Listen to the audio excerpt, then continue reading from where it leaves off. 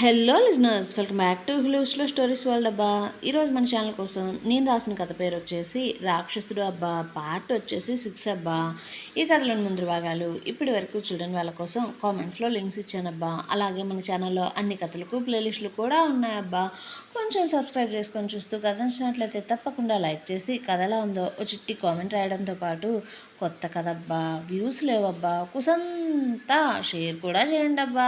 మనం ఈరోజు కథలోకి వెళ్ళిపోదామా? తేజ్ నీరజతో ఆమెను ప్రేమిస్తున్నాను అంటూ చెప్పి వారి పెళ్లికి ఎక్కువ రోజులు ఆగలేను అంటూ త్వరగా పెళ్లి జరగాలి అనుకుంటూ వెంటనే పెద్దలతో అతని మనసులోని మాటను చెప్పి ముహూర్తాలు పెట్టించి పెళ్లికి ఏర్పాట్లు చేస్తూ ఉంటే, మరోవైపు నిరుపం అతనితో నీరజకు జరిగిన పెళ్లికి సంబంధించిన ఆధారాలను అతని మనిషికి ఇచ్చి పెళ్లి కొడుకు వాళ్లకు చూపించమంటూ చెబితే, నీరజ మాత్రం ఇటు తేజ్ ప్లాన్ని అటు నిరుపం ప్లాన్ని ఫ్లాప్ చేసి ఆమె తనకంటూ ఒక ప్లాన్ని వేసుకుని ఆ ఇంటి నుంచి బయటికి వెళ్ళిపోతుంది. అదే విషయం నిరుపంకి తెలిసి అతని మనుషులతో నీరజ ఎక్కడ ఉందో వెతకమంటూ, ఇంకొక అరగంటలో తను ఎక్కడ ఉందో అతనికి తెలియాలి అంటూ అతని మనుషులతో గట్టిగా చెప్పి ఫోన్ పెట్టేశాడు. అలాగే నీరజ ఇంట్లో ఉన్న తన మనిషికి కూడా ఫోన్ చేసి ఇక ఆధారాలు ఎవరికీ చూపించద్దు అంటూ చెప్పి అతను అక్కడే ఉండి ఇంకా ఏం జరుగుతుందో చెప్పమంటూ పనిని పురమాయించాడనేలే కానీ నిరుపంకి అతని మనసులో లేదు. ఎందుకంటే అతనికి ఇంకా ఆ ఇంట్లో ఏం జరుగుతుందో సరిగా క్లారిటీ లేదు కాబట్టి. దాంతో ఎంగేజ్మెంట్ తను అనుకున్న విధంగా ఆగనందుకు డిసప్పాయింట్గా ఫీల్ అవుతూ ఉంటే, నీరజ మనసులో ఇంకా అతని మీద ప్రేమ ఉందేమో, అలా ప్రేమ ఉండబట్టే ఈ ఎంగేజ్మెంట్ని ఒప్పుకోలేక ఆ ఇంటి నుంచి ఎవ్వరికీ చెప్పకుండా పారిపోయిందేమోనని సంతోషపడాలో, లేక తన జీవితంలో ఇప్పటి వరకు జరుగుతున్నది సంఘటనలు అన్నీ చూసిన నీరజ అదంతా భరించలేక ఏమన్నా చేసుకుంటుందేమోనని భయపడాలో తెలియక దిగులుతో అల్లాడిపోతూ ఉంది అతని మనసులో లోపలే.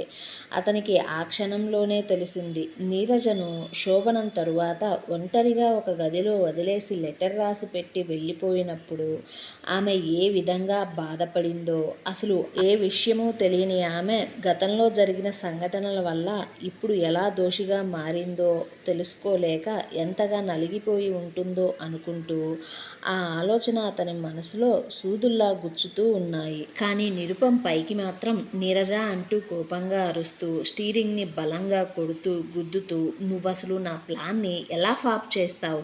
అంత సులువుగా నేను నా ఓటమిని అంగీకరిస్తానని నువ్వెలా అనుకుంటున్నావు? నువ్వు చేసిన ఈ పనికి ఇంతకు ఇంత నేను బదులు తీర్చుకుంటా అనుకుంటూ ఉన్నాడు.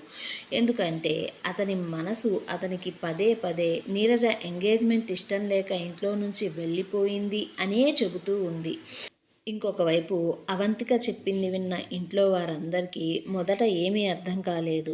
వయసులో ఉండి సోషల్ మీడియా ప్రభావం తెలిసిన బ్యాచ్ అయితే అవంతిక ఇప్పుడు కిందికి వచ్చి ఇంత భయంగా చెబుతుంది అంతా అబద్ధమని, ఆమె ఫ్రాంక్ చేస్తుందంటూ అని కూడా అన్నారు. దాంతో అవంతిక మళ్ళీ ఆ విషయం మొత్తం చెబుతూ, చూడండి, ఇది ఫ్రాంక్ కాదు, నిజమే. పైన గదిలో నీరజ వదిన లేదు. ఆమె గది మొత్తం చెల్లా చెదురుగా ఉంది. మాకు చాలా భయంగా ఉంది. అలాగే నీరజ ఫ్రెండ్ ఉంది కదా కావ్య, తనను ఎవరో కాళ్ళు చేతులు కట్టేసి బాత్రూంలో పడేసి బయట డోర్ పెట్టి వెళ్ళిపోయారు. గది మొత్తం వెతికినా నీరజ కనిపించలేదు. అత్తయ్యకు అందరికీ చాలా కంగారుగా ఉంది, పైకి రండి అంటూ చెప్పగానే అందరి గుండెలు ఆగిపోయాయి. అది విన్న తేజ్కి అయితే గుండె పగిలిపోయింది. దాంతో అతను వేగంగా 2 అడుగులలోనే నీరజ గదికి చేరుకొని గదిని మొత్తం చూడగా అక్కడ జరిగింది నమ్మలేక, అసలు ఏం జరిగిందో అర్థం కాక నీరజకు ఏమవుతుందోనన్న భయంతో జుట్టు పీక్కుంటూ ఉంటే ఆ ఇంట్లో వారందరూ ఆ ఇంటి మొత్తాన్ని చుట్టుపక్కల కూడా అంతా చూస్తూ ఉన్నారు. అయితే శిరీష మొదటిసారి వాష్రూమ్ దగ్గరలోకి వెళ్ళి కావ్యను లోపల చూస్తూ ఉండగా కావ్య శిరీషను చూస్తూ ఒక చిన్న నవ్వు నవ్వింది. అప్పుడే శిరీషకు అక్కడ ఏం జరిగి ఉంటుందో బాగా అర్థమైంది. అదంతా తన కూతురే ఈ ఎంగేజ్మెంట్ ఆపడం కోసం ఇలా ప్లాన్ చేసి ఉంటుంది అనే విషయం తెలిసి ఆ విషయాన్ని ఇప్పుడు ఎవరితో చెప్పలేని పరిస్థితి ఆమెది. ఒకవేళ ధైర్యం చేసి ఇది జరిగింది అంటూ చెబితే వారందరూ కలిసి కూతుర్ని ప్రాణాలతో కూడా ఉండనివ్వరు. అలాగే జరిగింది ముందే చెప్పనందుకు తనను కూడా అసలు బ్రతకనివ్వరు. ఈ వయసులో నాగేష్ ఆమెను వదిలిపెడతాడేమోననే భయం కూడా పట్టుకుంది. పైగా ఇది మొత్తం ఇలా జరగడానికి కారణం నిరుపమని తెలిస్తే మళ్ళీ వారి 2 కుటుంబాలలో నెత్తురు ఏరులై పారుతుంది అనుకుంటూ లోలోపలే కూతురు గురించి ఆరాటపడుతూ అసలు ఏ ఉద్దేశంతో నీరజ ఇలా చేసిందో తెలియక ఆమె తల్లి మనసు తల్లడిల్లిపోతుంది. అయితే కావ్య ఇంట్లో వారందరూ అక్కడికి రావడంతోనే కావ్య బంధించబడినట్లుగా కట్లతో గింజుకున్నట్లుగా నటిస్తూ ఉంది. ఇంతలో తేజ్ ఆమెను చేరుకొని ఆమెకున్న కట్లను విప్పి, కావ్య అసలు ఏమైంది కావ్య? ఎవరు నిన్ను ఇలా వాష్రూంలో కట్టిపడేసింది? అసలు నీరజ ఎక్కడ ఉంది కావ్య? ఏంటి ఇదంతా? ఇలా ఎందుకు అయ్యింది? అసలు ఏం జరిగింది? అంటూ కావ్య భుజాలను పట్టుకొని తెగ ఊపుతూ ఉంటే కావ్య వారందరి ముందు భయాన్ని నటిస్తూ అది మరీ అంటుంటే నాగేష్ కూడా చెప్పు కావ్య ఏమైంది? నీరజ ఎక్కడుంది? అంటూ కోపాన్ని అసహనాన్ని చూపిస్తూ అడిగితే కావ్య శిరీషను ఒకసారి చూసి అది మరి అంకుల్ తేజ్ ఇందాక ఈ రూమ్ నుంచి కిందికి వచ్చిన తరువాత నేను నీరజకు లెహంగాని సరిచేస్తూ ఉన్నా. ఇంతలోనే ఎవరో ఎక్కడి నుంచి వచ్చారో ఎలా వచ్చారో మాకైతే తెలియదు అంకుల్. కానీ మొత్తం 6 వరకు వచ్చారు. వాళ్ళు ముందుగా నా నోరు మూసేశారు అంకుల్. అలాగే వారు బంధించడం కూడా నన్నే బంధించేశారు. ఆ తర్వాత కొంచెం ఇక్కడ గలాట అయ్యింది. తరువాత నీరజ కాళ్ళు చేతులు కట్టి వాళ్ళు నలుగురు దాన్ని ఆ రూమ్ నుంచి బయటకు తీసుకొని పోయారు. 2 మాత్రం నన్ను వాష్రూంలో బంధించి బయట తలుపు పెట్టి వెళ్ళిపోయారు. వారితో మేము పెనుగులాడుతున్నప్పుడే ఈ వస్తువులన్నీ ఇలా గందరగోళంగా పడిపోయాయి. మేమప్పటికీ ఎలానో అలా అరుస్తూనే ఉన్నాము. కానీ కింద డీజే సౌండ్లో పాటలు పెద్దగా వినిపించడం వల్ల మా అరుపులు మీలో ఎవ్వరికీ వినిపించలేదు అంటూ చెప్పడంతో వారికి అసలు ఏం చేయాలో అర్థం కాని పరిస్థితి. వారు ఎవరో ఎందుకు వచ్చారో వారికి ఏం కావాలో తెలియక వీరిలో వీరే కంగారు పడుతూ ఉంటే నాగేష్ కావ్య మొత్తం చెప్పింది విని తండ్రిని చూస్తూ నానా నువ్వు శుభం వెళ్ళి త్వరగా పోలీస్ కంప్లైంట్ ఇవ్వండి అంటూ చెబుతూ తేజ్ వైపు చూస్తూ బాధగా ఏం చేయాలో తెలియక కన్నీరు కారుస్తున్న అతని భుజం మీద చేతులు వేసి నీకెవరైనా వ్యాపారంలో శత్రువులు ఉన్నారా అంటూ అడగ్గా తేజ్ అలా ఎవరూ లేరు మావయ్య. ఒకవేళ ఉన్నా కానీ మరీ ఇంత కక్ష నా మీద ఎవ్వరికీ ఉండదు అంటుంటే అప్పటికే అదంతా విన్న లేక ఆ గది మొత్తాన్ని చూస్తూ గదిలో వెతుకుతూ అలాగే క్షుణ్ణంగా గమనించడం ప్రారంభిస్తూ ఆ వస్తువులు పడ్డ పద్ధతిని చూస్తూ కావ్య ఏంటి ఈ వస్తువులన్నీ కింద వేసినా ఏవి ఒక్కటి కూడా పగలలేదు. ఏదో కావాలని చేసినట్లుగా చాలా పద్ధతిగా వస్తువులకు దెబ్బ తగలకుండా ఇలా కింద పెట్టినట్లుగా ఉన్నాయి అంటూ అడగ్గా లేక తమ్ముడు మనీష్ కూడా అదంతా చూస్తూ అవునక్క అన్నీ అలాగే ఉన్నాయి అంటూ అందరూ కూడా అనుమానంగా కావ్య వైపు చూస్తూ ఉంటే కావ్యకు ఆ మాటలకు భయంతో వెన్నులో నుంచి వణుకు పుడుతూ శరీరం అంతా చెమటలు పట్టడం మొదలైంది. ఇంకోవైపు నిరుపంకి అతని మనిషి ఫోన్ చేసి జరిగింది మొత్తం చెప్పాడు. దాంతో నీరజకు ఆ ఎంగేజ్మెంట్ చేసుకోవడం ఇష్టం లేక అలా ఏమన్నా ప్లాన్ చేసిందేమోనని మనసులో అనుకోగానే అతనికి ఎక్కడో చిన్నపాటి హ్యాపీ ఫీల్ కలిగింది. ఆమె అతన్ని ఎంతగా ఇష్టపడిందో తెలిసి. అంతలోనే అతని ప్లాన్ అంతా ఫ్లాప్ అయినందుకు కోపంతో నీరజ నువ్వేం చేసావో అసలు నీకు అర్థమవుతుందా? ఈ పరిస్థితినంతా ఇక్కడ దాకా తీసుకుని రావడానికి నేనెన్ని సంవత్సరాలు కష్టపడ్డానో నీకేం తెలుసు? దీనివల్ల నీ మీద నాకు ఇంకా కోపం పెరిగిపోతుంది. నా పగ ఇప్పుడు నీ కుటుంబం మీదే కాదు నీ మీద కూడా. నువ్వు చేసిన పనికి తగిన శాస్తిని నేను బహుమతిగా ఇస్తా అంటూ ఉంటే ఇంకోవైపు నీరజ అప్పటికే ఆ ఇంటి నుంచి తప్పించుకుని గంట పైనే అయ్యింది. ఆమె ఒక క్యాబ్ని బుక్ చేసుకుని సిటీలో తిరుగుతూ తను తీసుకున్న నిర్ణయం గురించి మళ్ళీ ఒకసారి క్షుణ్ణంగా ఆలోచించుకొని చివరికి ఆ కారును ఒక ప్లేస్లోకి వెళ్ళి ఆగమంటూ చెప్పి అక్కడ దిగి ఆమె గమ్యం వైపు నడవడం మొదలుపెట్టింది. అయితే అదే సమయంలో ఆమెను వెతుకుతూ ఉన్న నిరుపం మనుషులు చూసి ఆ విషయాన్ని నిరుపంకి ఫోన్ చేసి చెప్పడంతో నిరుపం నీరజను పట్టుకోమంటూ వారికి ఆర్డర్ వేశారు. అసలే నీరజ కంగారుగా ఉండడంతో పాటు చూడడానికి పుత్తడి బొమ్మలా ముస్తాబయ్యి అంత అందంగా నడి రోడ్డు మీద అలా ఒంటరిగా నడవడం చూస్తూ ఉన్నవారు ఆమెను వింతగా చూస్తుంటే పోకిరీలైతే ఆమెకు సైట్ కొడుతూ విజిల్స్ వేస్తూ ఆమెను తప్పుడు మనిషిగా భావిస్తూ నీచంగా చూస్తూ ఉంటే నీరజ భయంగా ముందు వెనక పరిసరాలను చూసుకుంటూ నడుస్తూ ఉంది.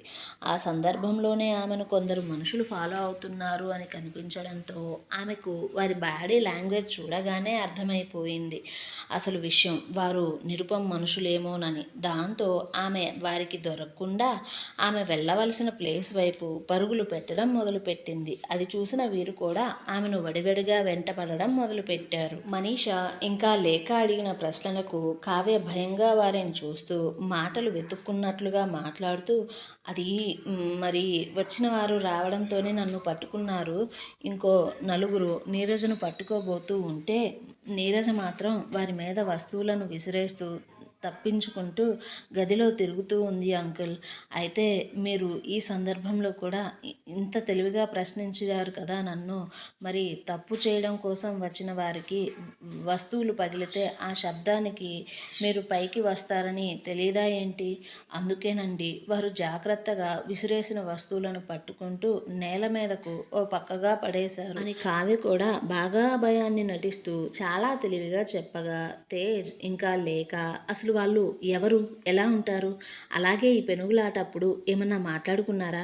నీతో ఏమన్నా చెప్పారా? నీరజను తీసుకువెళ్ళిపోతూ వారి గురించి నీకేదన్నా తెలిస్తే చెప్పు, అది ఏదైనా సరే, ఎలాంటి విషయమైనా సరే పర్వాలేదు అంటూ అడగ్గా, కావ్య అదే భయాన్ని నటిస్తూ శిరీష వైపు కూడా ఒకసారి ఊరకంట చూడగా, శిరీష అప్పటిదాకా మౌనంగా ఉండి ఇక మాట్లాడక తప్పదు అనుకుంటూ, చెప్పు, ఎవరు వాళ్ళు? చెబితేనే కదా త్వరగా పోలీసులకు వివరాలు చెప్పి నీరజ్ కోసం వెతికించవచ్చు అంటున్న మనసులో మాత్రం దేవుణ్ణి ప్రార్థిస్తూనే ఉంది.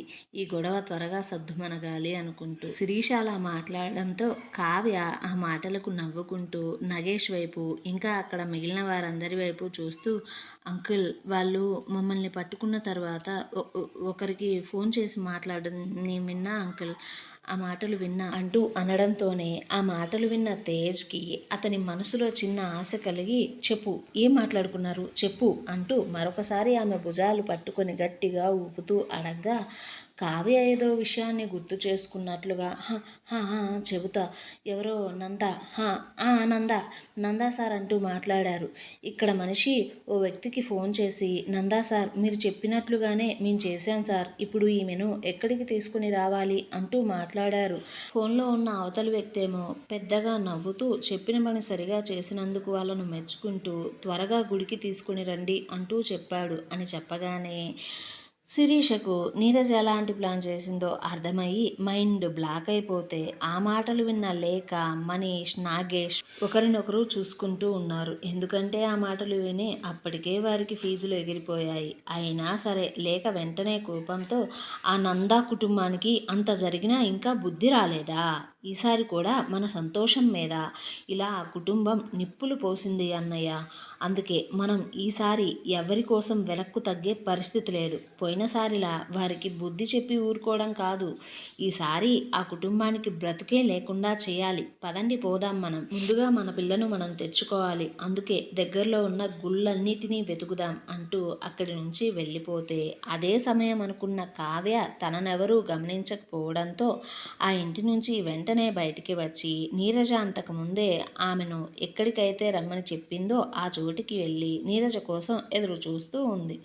ఇంకోవైపు తేజ్కి కూడా గతం పూర్తిగా తెలియకపోయినా సరే కొన్ని సంఘటనలు తెలియడం వల్ల వారు నీరజను ఏం చేస్తారోనన్న భయంతో కారు విమానం అంత స్పీడుగా నడుపుతూ ఉన్నాడు. మరొక వైపు నిరుపం మనిషి ఫోన్ చేసి నీరజ ఇంటి లోపల జరిగిందంతా చెప్పడంతో అతనికి కూడా మొదట అయోమయంగా ఉంది. అదంతా నీరజ ఆట అని తెలియడంతోనే అతని ప్లాన్ పాడు చేసినందుకు ఆమె మీద పట్టరాని కోపం వచ్చింది. అతన్ని అక్కడి నుంచి వెళ్ళిపోమ్మంటూ ఫోన్ పెట్టేసి, నీరజ అసలు ఎందుకు ఇలా చేశావు? నువ్వు ఇప్పుడు ఇలాంటి నిర్ణయం తీసుకుని ఎంత పెద్ద తప్పు చేశావో నీకు అస్సలు తెలియదు. నేను దీనికి నీకు ఈ జన్మలో క్షమాపణను అస్సలు ఇవ్వను అంటూ తన కోపాన్ని కూడా కంట్రోల్ చేసుకోలేక పొడి పొడిగా మాట్లాడుతూ ఆమె ఈ పరిస్థితిలో ఎలా ఆలోచిస్తుందో అర్థం చేసుకోవడానికి ఆలోచనలో పడితే, ఇంతలో అతనికి నీరజను తరుముతున్న మనుషులు ఫోన్ చేసి వారు నీరజ వెంటపడడం గురించి చెప్పగా, నిరుపం ఆమెను త్వరగా పట్టుకోండి అంటూ చెప్పి ఆ ప్లేస్ గురించి అడిగి తెలుసుకొని అతను కూడా ఆ ప్రదేశానికి చేరుకోవడానికి కార్ని రాకెట్ స్పీడ్లో నడుపుతూ వెళ్తున్నాడు. ఏమండోయ్! మరిప్పుడు మన ఇద్దరి హీరోలలో నీరజ ముందు ఎవరికి దొరుకుతుందంటారు? అసలు నీరజ ఏసిన ప్లాన్ ఏంటి? ఆమె ఎక్కడికి వెళ్తుంది? కావ్యను ఎక్కడ వెయిట్ చేయమని చెప్పింది?